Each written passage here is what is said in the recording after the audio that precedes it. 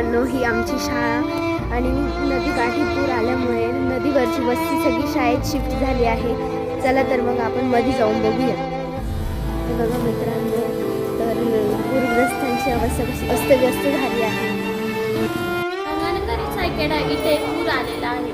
गंगानगरमध्ये घरात पाणी घुसलेले आहे आणि कमराच्यावर पाणी आहे, म्हणून गरीब लोकांची व्यवस्था नाही आहे, म्हणून ते सर्व शाळेत आलेले आहे.